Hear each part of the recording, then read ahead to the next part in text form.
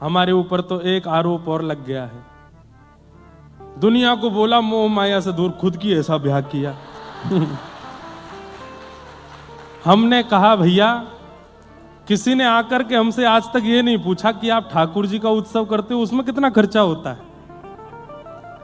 आप इतनी बड़ी बड़ी कथाएं करते हैं, अपनी जेब से कितना कुछ कर देते हैं, कभी कोई नहीं आया पूछने के लिए। हमारे लाल जी का उत्सव होने वाला, बरसाना आके देखना, कोई नहीं पूछेगा। वहां तो हमारी जेब फटफटा जाती है, तब कोई नहीं पूछेगा। लेकिन भाई संसार के लोग बड़े संसारी ही हैं भैया, सबको प्रणाम है। संसार में चाहे आप कितनी भी उपलब्धियों को प्राप्त कर लो, कितनी भी श्रेष्ठताओं को प्राप्त कर लो, और अब मैं कह सकता हूं कितनी भी कथाएं प्रवचन कर लो, ये संसार आपका कभी ना था, ना होगा, ना हो सकता है। लाल जी हमेशा आपके थे, हमेशा आपके हैं, हमेशा आपके रहेंगे। बहुत आसान होता है और किसी के ऊपर कुछ भी बोल देना, और उसमें भी विशेष रूप से अगर कोई कथा वक्ता हो, अगर कोई आध्यात्मिक व्यक्ति हो, क्योंकि उसका स्वभाव है वो मौन रहता है। आध्यात्मिक व्यक्ति का स्वभाव क्या? सबसे पहला परिचय आध्यात्मिक व्यक्ति का यही है कि वो मौन रहेगा, वो कुछ नहीं बोलेगा। और जो बोलने लग जाए वो आध्यात्मिक नहीं है, वो भक्त नहीं है, वो भक्ति पथिक नहीं है। जो बोलता हो, जो चिल्लाता हो, जो शोर मचाता हो, जिसका विवाद में रुचि हो, वो भक्ति पथिक नहीं हो सकता। कभी सुना किसी चरित्र में, किसी प्रसंग में कि मीराबाई ने लड़ाई की?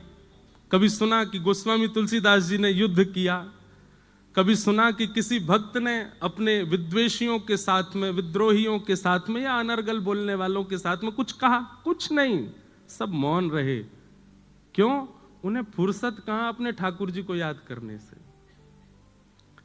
ठाकुर जी बोलते हैं उनकी तरफ से, और जब ठाकुर जी बोलते हैं तो महाभारत होता है, फिर कुछ नहीं होता।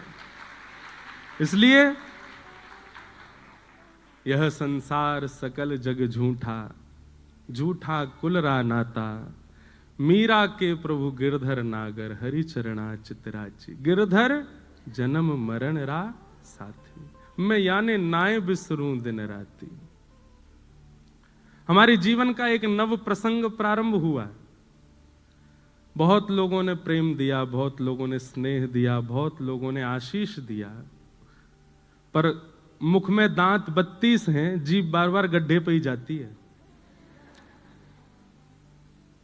कई लोगों ने ऐसी मुख दिखाई दी कि महाराज बस याद रहे जीवन भर। बाबा और हो गए हम, बाबा की इतनी बड़ी शादी, बाबा का ये, बाबा का वो। सब लोगों को प्रणाम। हमारे गोस्वामी तुलसीदास जी महाराज ने मानस जी के प्रारंभ में खलों को भी प्रणाम किया, और ये होना ही था। मुझे पता था कि ये होगा, क्योंकि दुनिया चाहती ही नहीं कि ये व्यासपीठ से उतरे, यहीं बैठे रहे। हमारे पूज्य पिताजी महाराज 52 वर्षों से कथा कर रहे हैं। कितने वर्ष? यहां पर कितने लोग ऐसे हैं जिनकी आयु 52 से कम होगी? 52 वर्ष नहीं होते। अरे आजकल के भारत में सब्जी बेचने वाले व्यक्ति भी अगर 4 साल लगातार सब्जी बेच लेते हैं तो भी उनका भी इतना हो जाता है कि वो अपना घर भी बंबई में बना सके, दिल्ली में। वैसे इतना योग्य हो गया है भारत। वो अपने पुत्र का विवाह यदि अच्छे से करें तो इसमें क्या दिक्कत? और भाई सबने सब बातें कह दी, लेकिन किसी ने एक बार भी ये नहीं कहा, उस विवाह में एक वस्तु भी बिना प्याज लहसुन के नहीं थी। सब में, कुछ ही में भी कुछ नहीं था। सब कुछ नॉन ऑनियन गार्लिक विवाह, और सुनो, नॉन अल्कोहलिक विवाह।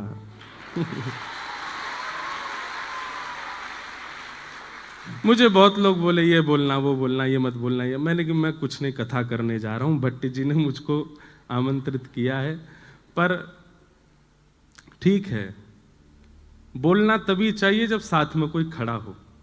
और मेरे पास मेरी भागवत जी हैं, इनके सानिध्य में आकर के मैं थोड़ा तो कुछ कह सकता हूं, नहीं तो अतिशय मौन भी दोष।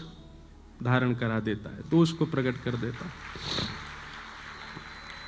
लोगों को कुछ भी दिखा, पर मुझे उसमें भी मेरा एक उद्देश्य था। भक्ति पथ पर हजारों लाखों बालक मेरे साथ चल रहे हैं,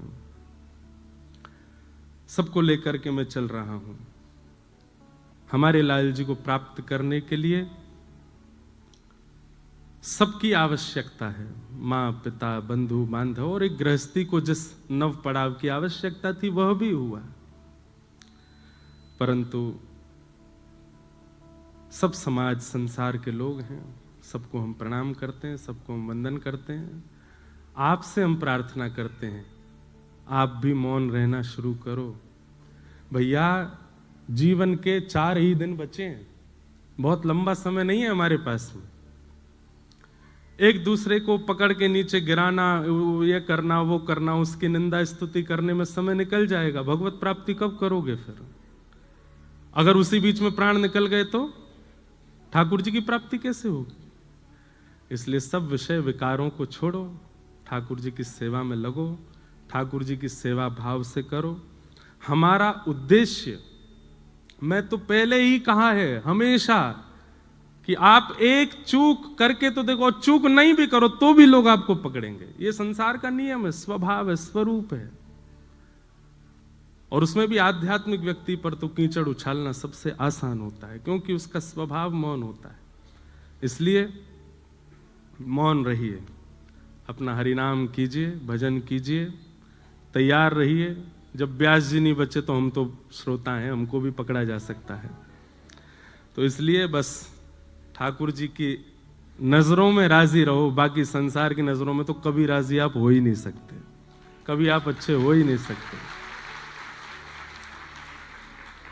खूब प्रसन्नता से मुंबई कथा में महाराष्ट्र के भक्तों के चरित्र हम लोग सुनेंगे, भागवत की कथा होगी, और इतना आनंद लेना है, इतना आनंद करना है कि सभागृह की जो ये मंजिला है, एक तो बहुत सुंदर, मैं तो देख के ही आश्चर्यचकित हो गया। श्रोता सिर पे बैठे हैं व्यास जी के